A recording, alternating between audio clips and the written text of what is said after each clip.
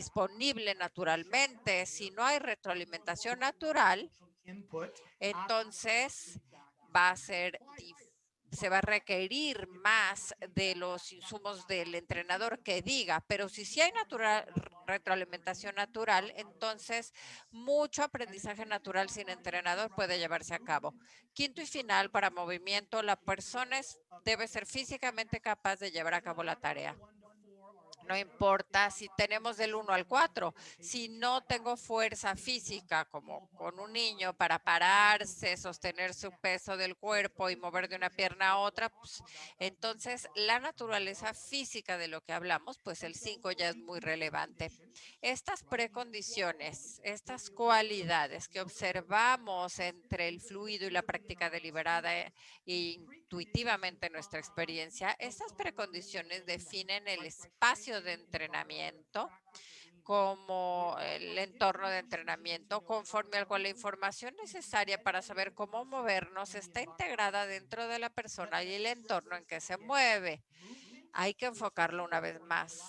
El movimiento se forma en colaboración entre una persona y el entorno. Nosotros, como los entrenadores externos, queremos mejorar esa relación, pero para mejorar esa relación, primero debemos entender esa relación, entender que una persona, la información que le va a llegar naturalmente a la persona del entorno y la información que necesitamos aumentar, las indicaciones, retroalimentación para darles.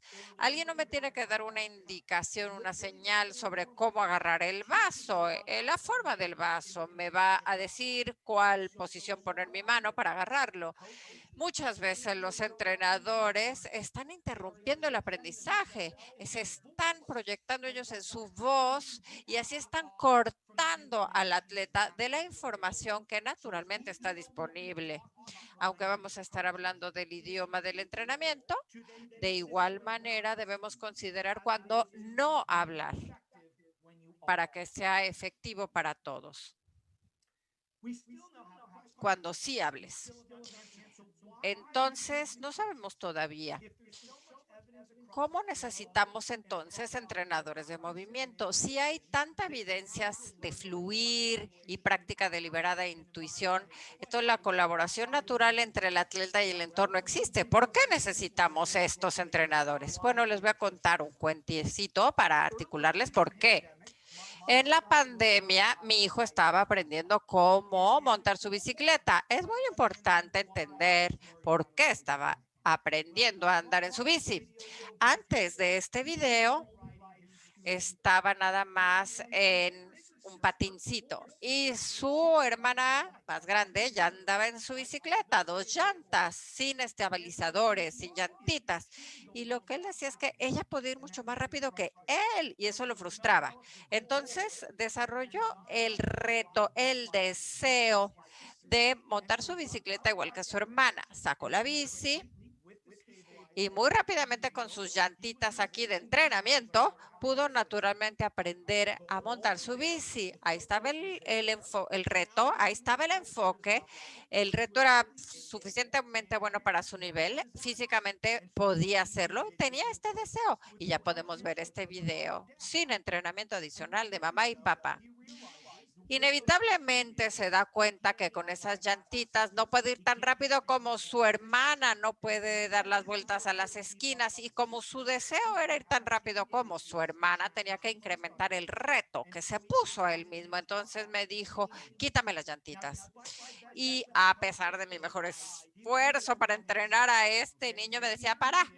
Entonces, aquí está, no lo puedes oír, pero me dice cuándo agarrar, cuándo soltarme.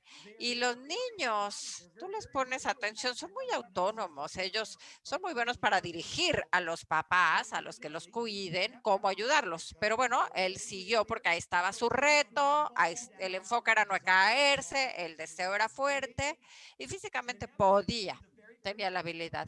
Este es el primer video del niño empezando a andar solo. Él me dice aquí, ya suéltame, suéltame. Yo como que lo suelto, pero ahí está como la red de seguridad para que se sienta con confianza. Eso era lo más lejos que había ido jamás y le estamos celebrando. Fue un momento muy positivo. Él estaba manejando, llevando todo literalmente. Y inevitablemente ya pudo subirse a su bici, seguir con su hermana, e ir por todo el vecindario. Entonces llegamos a lo que era suficientemente bueno. La riqueza y disponibilidad de las precondiciones del aprendizaje dictan qué tanto puede aprender una persona sin ayuda. Sin ayuda. Pero había un problema. Ya podía andar en su bici sin caerse, pero cuando quería verdaderamente tomar mucha velocidad, empezaba a perder control del manubrio, empezaba una como serpentina y se caía. Entonces yo permití, bueno, que esto siguiera como una semana y luego empecé a darme cuenta que la mañana cuando ya íbamos a sacar su bicicleta, como que ya no agarraba el casco tan rápido, como que decía, "Oh, ya no me quiero subir la bici". Su deseo, me di cuenta que estaba cayendo y parecía que el reto de aprender a andar en la bici más rápido era demasiado para él. Ya no era divertido y esto empezó a erosionar su motivación y su deseo. En este punto, intuitivamente, como papá, dije, a ver, ¿quieres que te ayude? Antes de esto me había dicho, no, yo lo hago solo. Pero en este momento me dijo, sí. Entonces salimos. El problema era que cuando él aceleraba, como que movía demasiado el manubrio y dije, ¿cómo podemos hacer que este niño de 4 años entienda cómo mantener el manubrio derecho para adelante sin darle demasiada información y hablando de manera que me pueda entender? Usé una analogía. Comparé su manubrio a algo con lo que estaba muy familiarizado. En mi familia nos encanta la música, hacemos muchas cosas con música, hasta soy un DJ amateur y mi niño le encanta bailar y escuchar. Y le dije, Madden, enséñame qué están haciendo tus manubrios cuando están haciendo mucho ruido. Y se rió y los movió por todos lados. Entendió lo que le dije, perfecto. Entonces ahora enséñame los manubrios cuando están bien calladitos. Bajé la voz y como que los detuvo sin moverlos. Cuando suba la velocidad, tus manubrios tienen que hacer mucho ruido o estar callados. Y dijo, callados. Y desde ese momento decía, callados, así mismo, y yo le decía, callados, callados. Y una semana después ya se veía perfecto andando por todos lados, arriba, abajo, y ya nada más se caía porque quería subir en las esquinas las banquetas, no porque tomaba mucha velocidad. Lo que nos dimos cuenta es que el reto de tratar de andar en bici más rápido llegó a un punto donde eso ya se cortaba y no podía pasar ese punto. Yo tuve que identificar cómo inyectarme en esa situación. Reconocí que el reto todavía era claro, el deseo estaba todavía ahí, él físicamente podía hacerlo, pero lo que pasaba es que el reto era demasiado alto y él no estaba oyendo bien la retroalimentación que necesitaba para superar el reto, o sea, de cómo se movían los manubrios. Yo tenía que reconocer que yo tenía que introducirme ahí en esas condiciones de aprendizaje natural específicamente. Yo tenía que inyectarme en el nivel de retroalimentación, tenía que darle nueva información y la información que le di era como analogía que iba a permitir cómo poder mover el manubrio mejor. Y la información que necesitábamos para poder movernos es siempre entre el atleta y el entorno. Muchas veces el atleta no está entendiendo la información, no saben ese pedazo de la clave. Para lo que yo tenía que hacer para que mi hijo fuera de bueno a grandioso, yo tenía que presentarme en ese proceso de aprendizaje natural y meterme ahí. Si una persona deja de progresar en presencia de precondiciones naturales de aprendizaje, ha alcanzado suficientemente bueno y entonces un entrenador puede actuar como extensión de dichas precondiciones. Yo diría que todos ustedes que trabajan en deportes élite, olímpicos o las trayectorias para llegar ahí, posiblemente tienen personas con las que trabajan que hace mucho ya lograron a suficientemente bueno y ahora llevan años, décadas trabajando con entrenadores.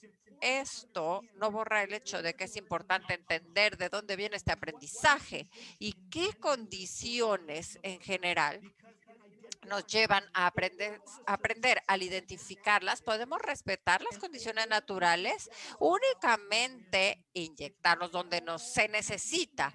Es ser un MVC. Esto para mí es MVC. Un entrenador mínimamente viable. Únicamente me inyecto yo mis palabras, mi impacto, donde se necesite, ni más ni menos. Lo importante es que entre más se hace el aprendizaje de manera natural, más de manera en que se descargue implícitamente en el cuerpo, el atleta no necesita pensar. ¿Cuántos de ustedes tienen atletas donde dices parálisis por análisis, verdad? Porque realmente bajo el estrés se congelan. En estas condiciones hay algo que está sobrepensado. Sobrepensar muchas veces viene porque hay sobreentrenamiento. Al entender las condiciones del aprendizaje, tú puedes aprender cómo ser un entrenador mínimamente viable. Respeta su autonomía, ellos van llevando el proceso, tú solo das información cuando se necesita. Entonces, un atleta en su etapa temprana puede hacer mucha información y después menos. Entonces, entrenamiento no es siempre poquita información, es la información que se necesita para que ese cuerpo, en ese entorno, en ese movimiento, funcionen de manera óptima. Entonces ahora ya entendemos por qué los entrenadores existen. Sabemos que estas condiciones naturales de aprendizaje nos llevan hasta cierto punto y los deportes, muchos deportes son artificiales, son manufacturados, hechos, inventados por humanidad. No son naturales, no todos tienen retroalimentación que ya está intuitivo. Los clavados, todas esas vueltas que dan en el aire, las acrobacias que necesitan. Desde esa perspectiva, sabemos que ahí los entrenadores deben inyectar, ser como una fuente aumentada de información en esas condiciones. Hay que preguntarnos entonces, ¿qué es un entrenador? Lo que es importante para contestar esta pregunta y regresar al génesis de la palabra coach, la etimología de la palabra entrenador, tenemos que regresar a Hungría en la ciudad de KCOS, son los primeros que tenían coches que llevaban los caballos, que llevaban a la nobleza a donde querían ir. Y muchas veces habían caminos muy difíciles, pero ahora ya en el mundo moderno todavía vemos la palabra coach relacionado a un vehículo. Si vienes a Europa, entras a un carruaje, un camión, si hablas inglés. Coach es la palabra que también del camión en la que vamos por la carretera de un lugar a otro. Si eres como yo, cuando vuelas en la clase coach, que es económica. Si te encunta el Wild West, las películas del oeste, ahí hay carruajes, coaches. Entonces, la palabra en inglés coach ha durado mucho tiempo, se relaciona a vehículo que da un pasaje seguro desde donde estás a donde quieres llegar.